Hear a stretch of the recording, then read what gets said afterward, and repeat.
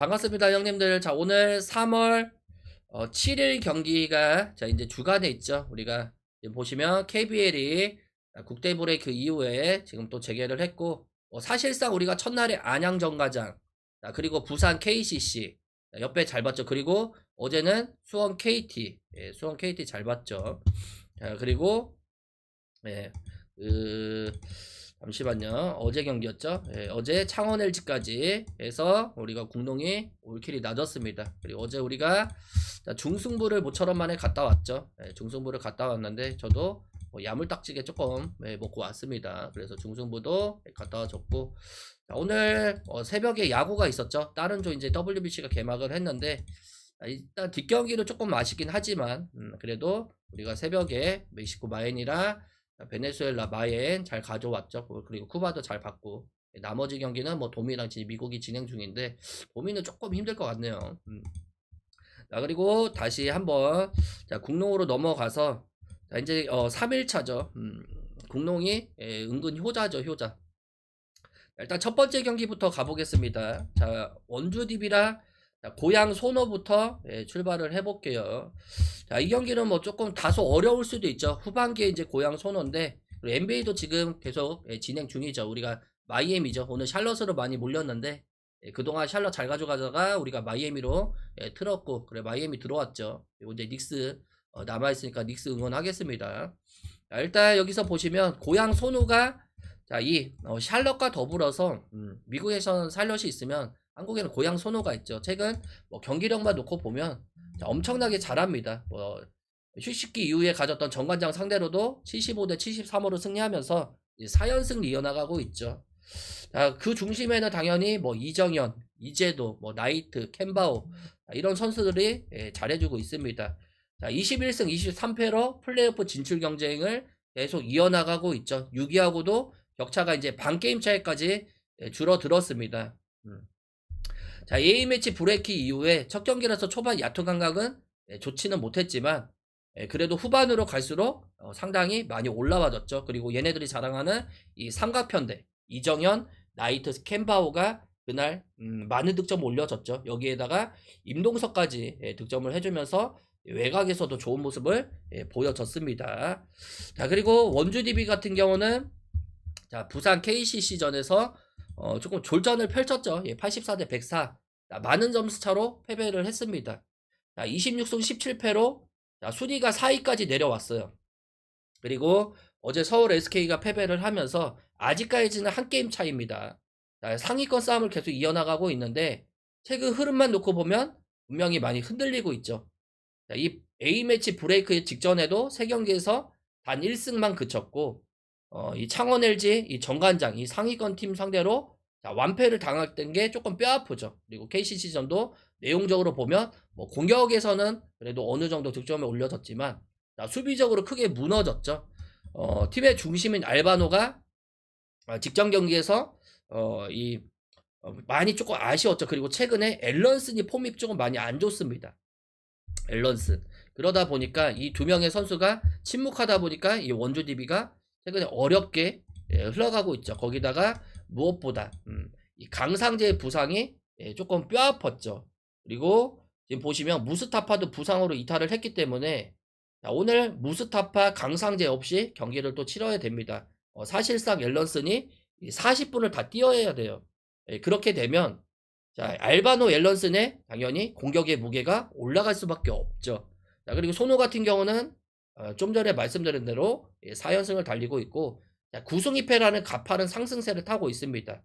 골밑에서 나이트가 잘 지켜주고 있고 이정현, 캔바오 그리고 다 좋죠. 하지만 수비력에 대해서는 저는 아직까지는 저는 물음표라고 봐요. 많은 실점을 하죠. 많은 실점.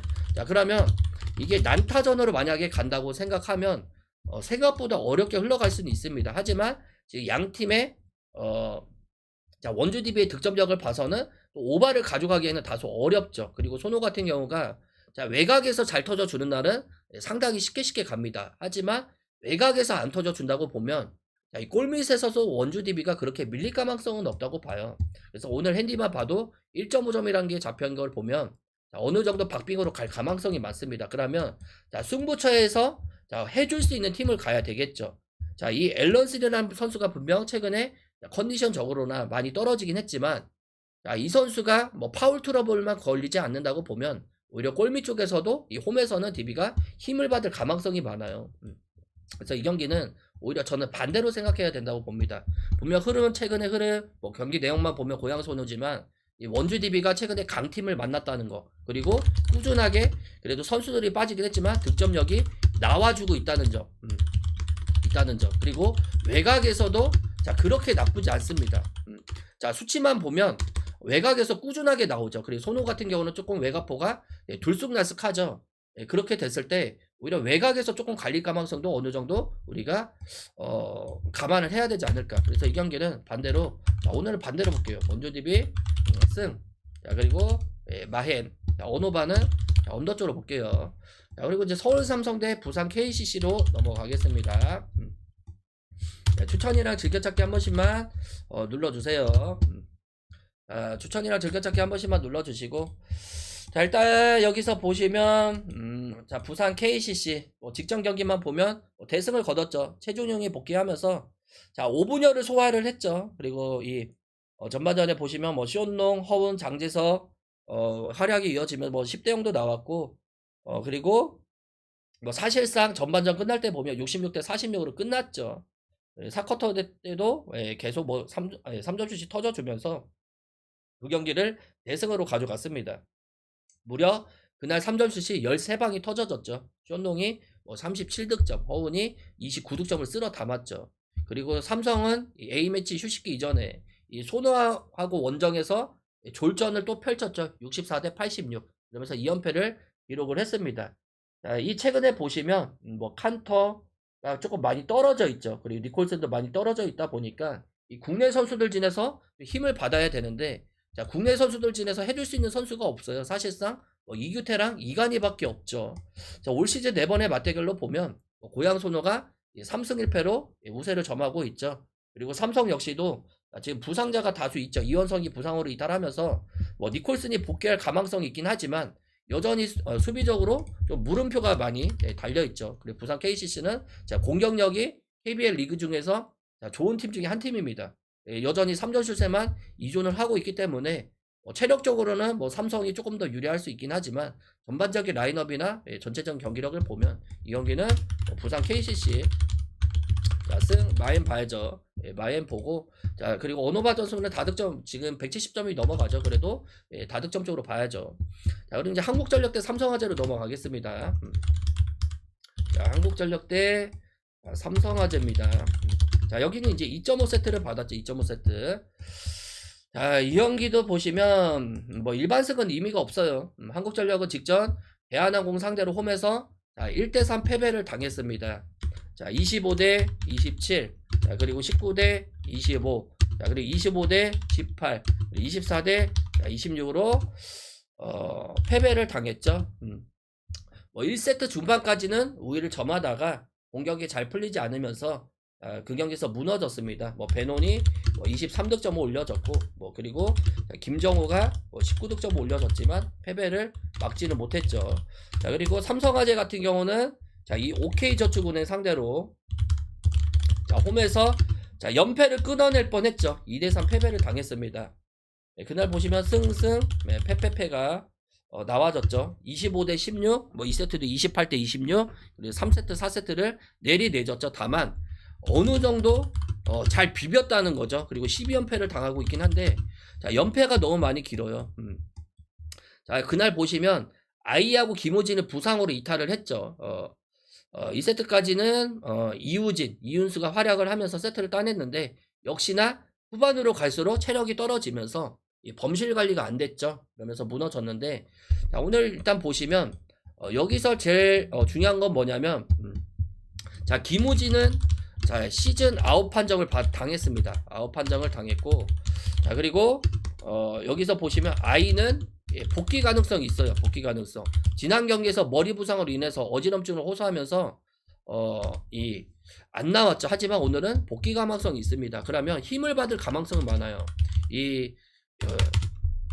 어느 정도 박빙으로 갔을 때 아이 쪽으로 올라갈 수 있는 가능성이 많죠. 그리고 지난 경기에서 보시면 자, 이윤수하고 이우진이가 야, 경기력이 상당히 좋았다는 점.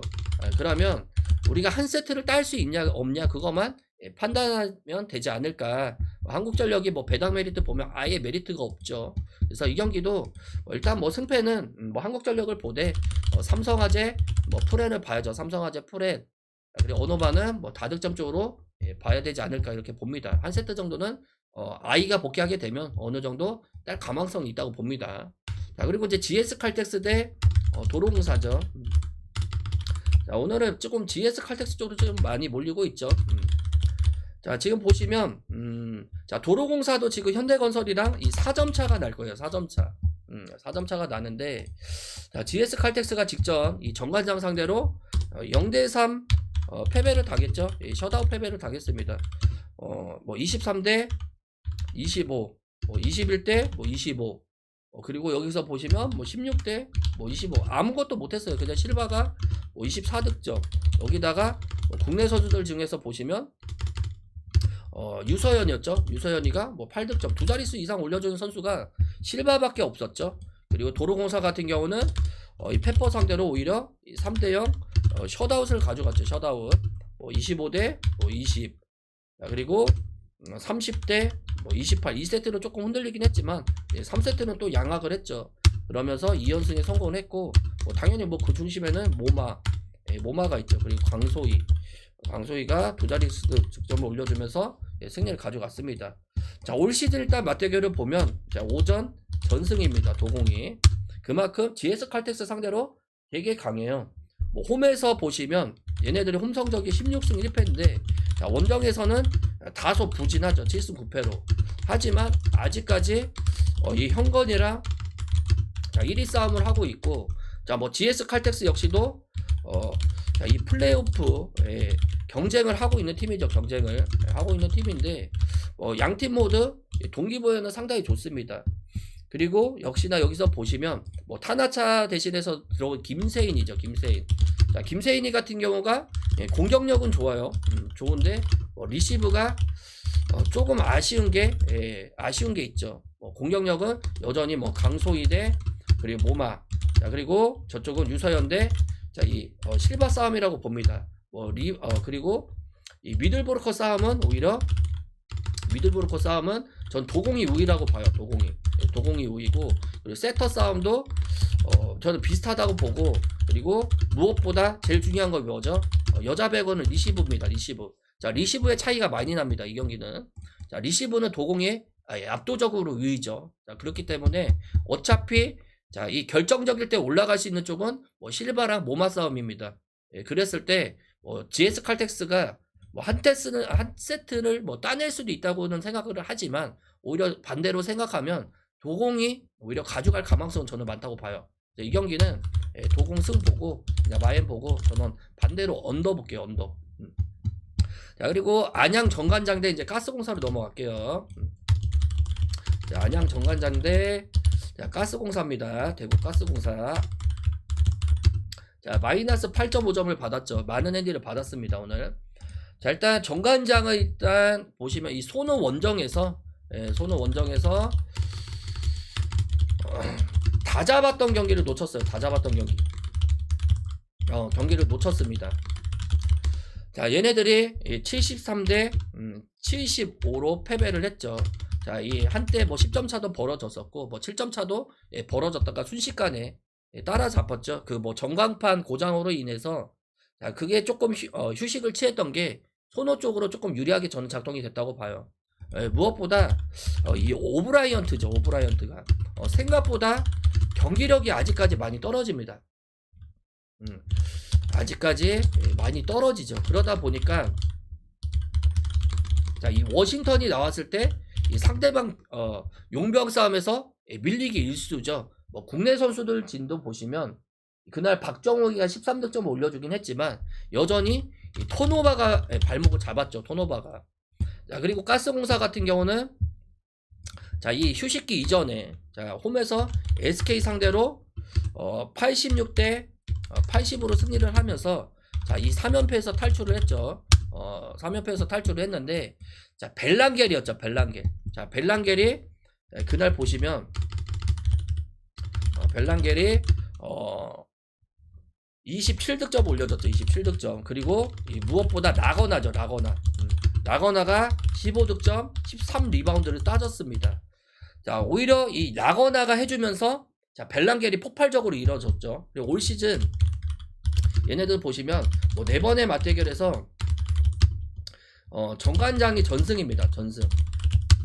자, 그리고 하지만 정관장이 최근에 많이 흔들립니다. 최근에 흔들린다는 건 뭐냐면 뭐 변준영이가 지금 돌아오긴 했지만 자, 첫 경기에서 별로였죠. 별로였고 좀 전에 말씀드린 대로 이 오브라이언트가 흔들리다 보니까 최근 10경기에서 5승 5패라는 자, 기복 있는 플레이를 계속 해주고 있죠.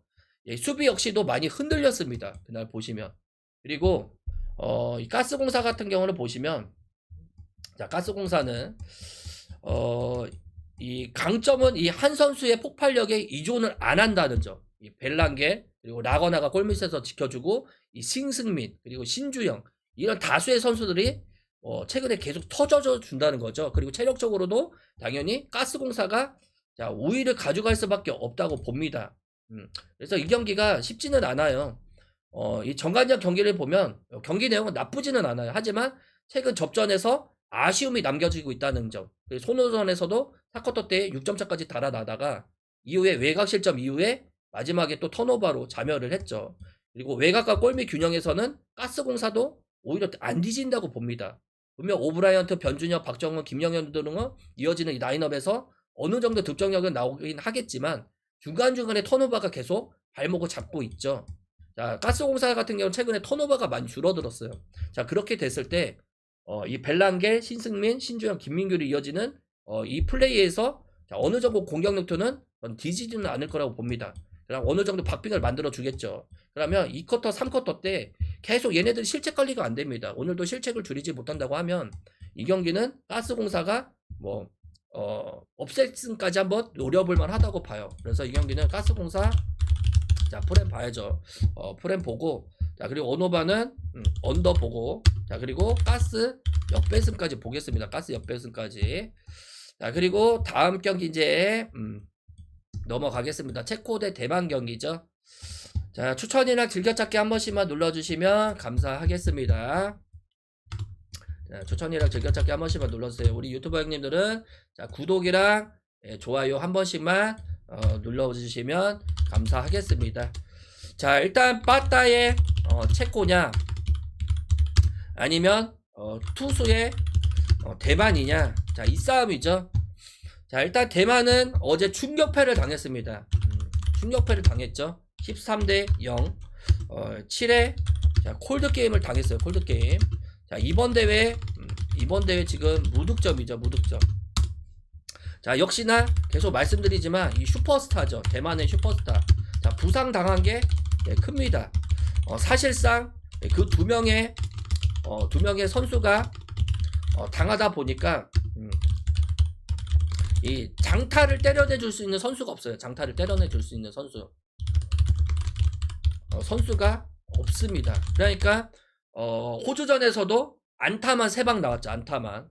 자, 이 도쿄돔이라는 특성을 보면 돔구장에선 장타를 때려낼 수 있는 팀이 되게 유리합니다. 우리나라도 체코 상대로 봤을 때 장타를 때려냈기 때문에 말홈런을 쳤기 때문에 초반부터 유리하게 흘러갔죠. 대만이 분명 투수적으로는 앞서요. 오늘도 보시면. 자, 그리고 대만은 당연히 체코를 잡아야 되는 입장이고, 그리고 우리나라전에서 사실상 자, 몰두할 가망성이 많습니다. 자, 그랬을 때 대만도 자, 체코를 어느 정도 이 잡았을 때 이 투수를 아낄 가망성이 많아요. 체코 역시는 자, 뭐 전패를 막아야 되겠죠. 그래서 이 경기가 오히려 장타가 나와졌을 때 체코가 조금 더 이 핸디적으로 보면 3.5점이라는 점수는 이 경기는 생각보다 많다고 봅니다. 체코는 얀 노바크를 선발 투수를 예고를 했죠. 지난해 체코 리그에서 무승 1패입니다. 방어율 9.69예요. 대만에서는 장전 주황홍이죠. 지난해 마이너 리그였죠.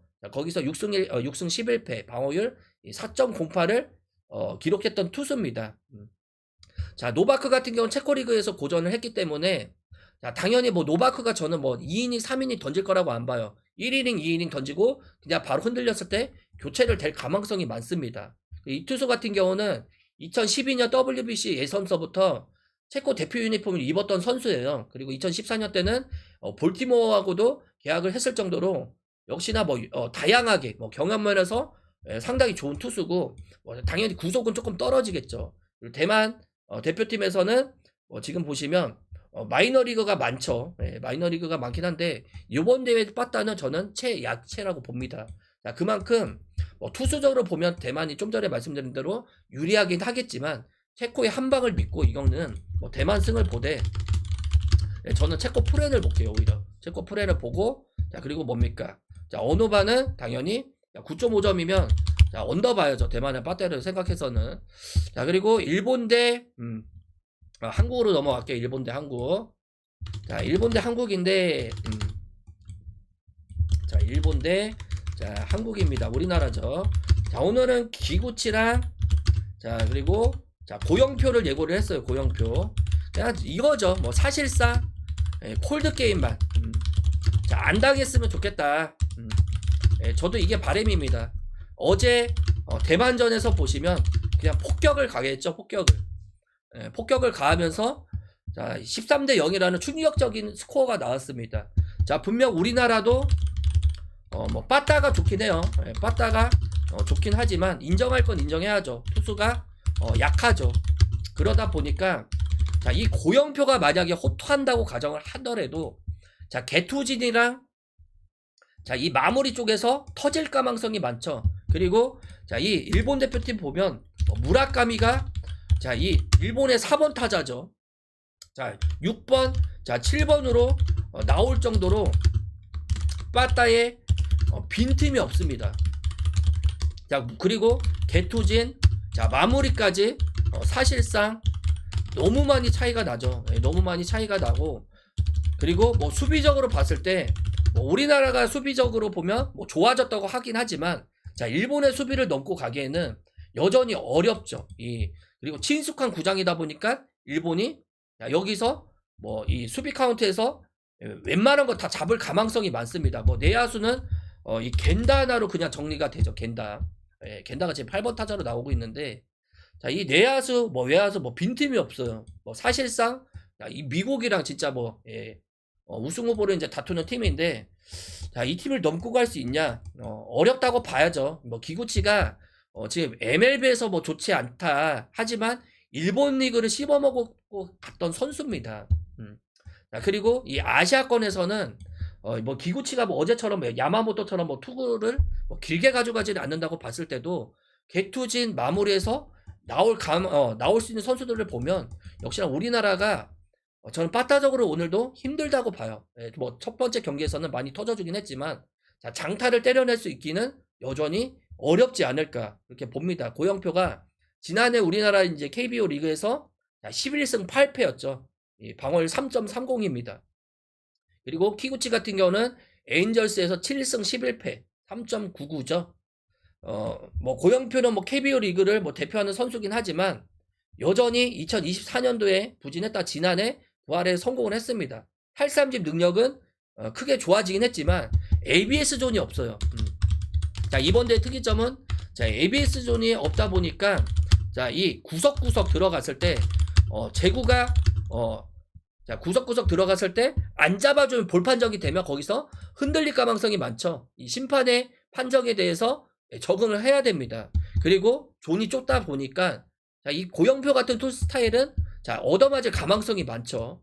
자 그리고 기구치 같은 경우는 좀 전에 말씀드린 대로 자 메이저리그 이제 19년도에 자 이제 진출을 했죠. 통산 48승입니다. 자 10승을 시즌 넘긴 적은 단 한 번도 없었죠. 하지만 역대 동아시아 왼손 투수로는 가장 빠른 공을 던지는 투수입니다. 자 일본 대표팀에 합류한 뒤에 제구가 오히려 구속이 빨라졌죠. 159km까지 찍힙니다. 어제 야마모토보다 공이 더 빨라요. 자 그러면 뭐 고영표가 국가대표 경험은 많긴 하지만 자 그때 2020년 도쿄 올림픽전이었죠. 일본전에서 자, 야마모토랑 붙어가지고 5이닝 2실점 자, 호투를 했죠. 그리고 2023년도 WBC에서는 호주전에서 4이닝 2실점 죄다 2실점을 맞긴 했죠. 하지만 4사구가 많았죠. 그리고 이듬해 프리미어 1리에서는 대만전에서 2이닝 6실점이라는 난타를 당하긴 했습니다. 그래서 이 경기는 뭐 타선 자 그리고 뭐 투수, 뭐 중간 격투 마무리, 그리고 뭐 작전 이런 걸 다 봤을 때는 일본이 좋을 수밖에 없죠. 뭐 일본 승, 당연히 마인도 노려봐야죠. 4.5점이긴 하지만. 그리고 언오바는 뭐 형님들이 뭐 보시는 거 있죠. 저도 오바는 봅니다. 뭐 한쪽이 털리거나 아니면 뭐 저는 한국이 3점 이상 못 넘긴다고 봐요. 이상은 넘기기 어렵지 않을까. 그래서 자, 일본이 그래도 어느 정도 점수는 꾸준하게 뽑아줄 것 같긴 합니다. 그래서 오버까지 볼게요. 자, 이렇게 해가지고 자, 오늘 마무리 짓겠습니다.